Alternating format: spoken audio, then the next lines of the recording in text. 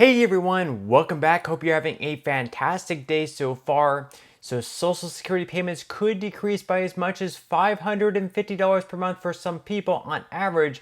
We'll be going over why. Plus, Republican Senator Rand Paul calls out Mitch McConnell and other leaders in Washington for criminal neglect as they look to send another $100 billion overseas while Americans here at home continue to struggle. But before we go ahead and dive into the main content of today's video, if you wouldn't mind helping me out real quickly by just giving this video a like, that just helps out with the good old YouTube algorithm, and also consider subscribing to my channel if you have not already. Plus, if you would like to receive up to $9,000 in free stocks or $9,000 in free cash, in a pinned comment below, I will be leaving a link to Webull.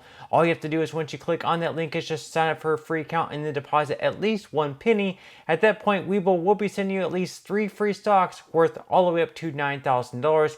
And if you don't want to invest at this point in time and you'd rather just have the cash, all you have to do is once you receive those free stocks, is just sell them for what they're worth and then transfer the cash value right back to your bank account. Okay, so diving right into our lead story of today's video, and like I mentioned just a moment ago, Social Security beneficiaries are going to receive a huge payment decrease from their monthly checks, and on average, it is going to be up to $550. We are going to be going over why just now. So according to the Committee for a Responsible Federal Budget, the Social Security Trust Fund is 10 years from insolvency, so they say right here that they recently published detailed long-term projections for Social Security that project the financial outlook for the program over the next 75 years. Under CBO's projections, the Social Security Old Age and Survivors Insurance Trust Fund will exhaust its reserves by fiscal year 2032, and the Social Security Disability Insurance Trust Fund will become insolvent by calendar year 2052, and on a theoretically combined basis, assuming revenue is reallocated in the years between OASI and SSDI insolvency, the Social Security Trust Funds will be insolvent by fiscal year 2033, when today's 57-year-olds reach the normal retirement age and today's youngest retirees turn 72. Upon insolvency, all beneficiaries, regardless of age, income, or need, will see their benefits cut by 25% across the board. Now, of course, we have differences in between the CBO's projections and the actual Social Security trustees. So as you can see here, the insolvency date for CBO is a year earlier at 2033, as opposed to the trustees report at 2034. As far as the across-the-board benefit cuts at insolvency, the CBO also projects this to be a little bit higher at 25%, whereas the trustees just say 20%. Now, what exactly would this mean if we were to have this cut? Say 2033 comes around and the trust fund is insolvent, which basically means there's less funds coming into the trust fund as opposed to benefits going out and going out to beneficiaries. Well, right now we can look up at the screen here. We can see what the 2024 benefit is for SSI, SSDI, the average retired Social Security beneficiary, and the max retirement age, what you would receive if you receive the maximum amount. So for SSI, we have $943 per month on, that's actually the max, is $943 for an individual. As far as disabled disability, the average check is $1,537 this year in 2024. The average retired beneficiary receives $1,907 per month. And as far as the max goes at the full retirement age, that is $3,822. Now, assuming we get a 2% cost of living adjustment every single year, which over the past few years has actually been higher, but we're just going to go 2% because that's kind of what they want inflation to be. 2% is kind of their target. So let's just assume over the next few years, all the way to 2033, we receive a cost of living adjustment of 2%. You can see up on the screen what your new benefit would be come 2033 with a 2% COLA every single year up to 2033. So as we can see, for SSI beneficiaries, that benefit is going to get bumped up to $1,126. For SSDI beneficiaries, that payment is going to get bumped up to $1,836.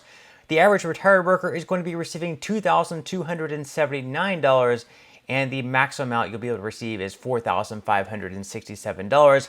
That is, once again, if the average benefit for the COLA actually increases by 2% on an annual basis.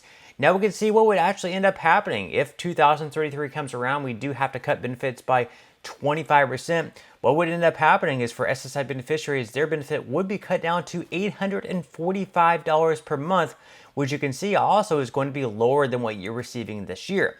So if that benefit cut does indeed have to take place, you're actually going to be receiving less in monthly benefits than what you're receiving this year in 2024 if you are eligible for the maximum amount. Now, as far as SSDI beneficiaries go, they're going to be receiving $1,377, which is also going to be quite a bit less, $200 less than what you're receiving in 2024. The average retired worker is going to only be receiving $1,709 in 2033. And the maximum amount you can receive is going to be $3,425, which is also a good bit less than what you're receiving this year in 2024. So you can see across the board, there's going to be a lot of benefits cut. $281 cut for the maximum amount for SSI beneficiaries, $459 for disabled workers, and for the average retired worker, well over $500, and the maximum amount is going to be a cut of over $1,000. So obviously this is extremely problematic, and 2033 may seem like a long ways away, but right now we don't really have lawmakers taking this issue seriously. So you can see what's going to be of extreme importance over the next few years. The next president is going to have a huge job, and that is going to be to reform Social Security. He needs to bring both sides together to come up with a plan to fix this issue, because the next president who comes in, it's more than likely going to be either Trump or Biden. They're going to be in office through 2028. So obviously the problem isn't going to come into play until, after that. The president after that is going to be in office through 2032. So it's really going to be upon them to get the job done. Will they or will they not? We'll have to wait and see. Obviously, we need to have Democrats and Republicans come together on the issue.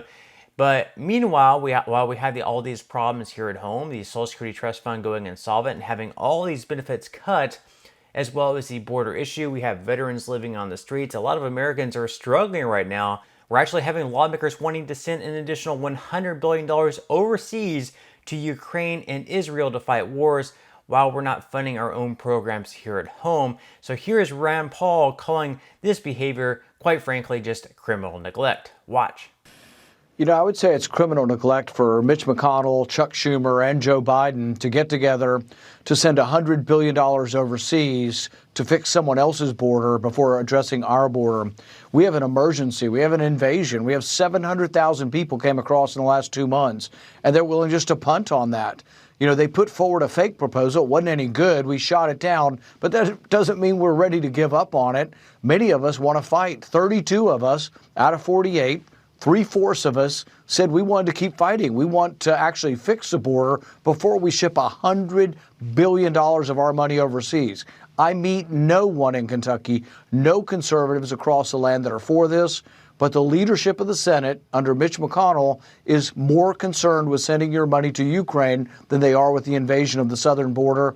And I've had enough. I'm going to do everything in my power to slow down and stop this. And I told them they can vote when hell freezes over, because frankly, this isn't in the best interest of our country.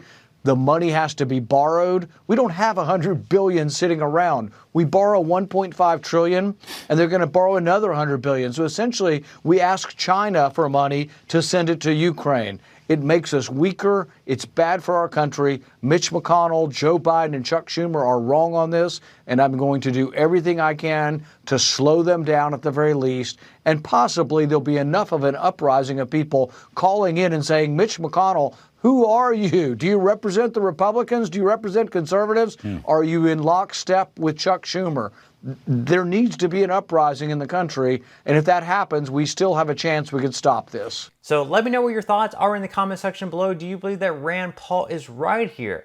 Now, meanwhile, we have another lawmaker not that happy that Rand Paul is wanting to stall this bill out and keep them in D.C. over Super Bowl weekend. So we have John Fetterman calling Rand Paul a peckerhead over Friday night Super Bowl votes, so he's not all that happy. But again, let me know what your thoughts and comments are below. Do you believe that we should be sending an additional $100 billion overseas, while we have the Social Security Trust Fund going insolvent, veterans on the street, our own border not fixed, and tons of other issues here at home. Let me know your thoughts in comments below, but that's all we have for today's video. I certainly hope that you enjoyed and found value out of it. If you did, again, I would greatly appreciate if you could give this video a like, consider subscribing to my channel if you have not already, and I will see you in the next video.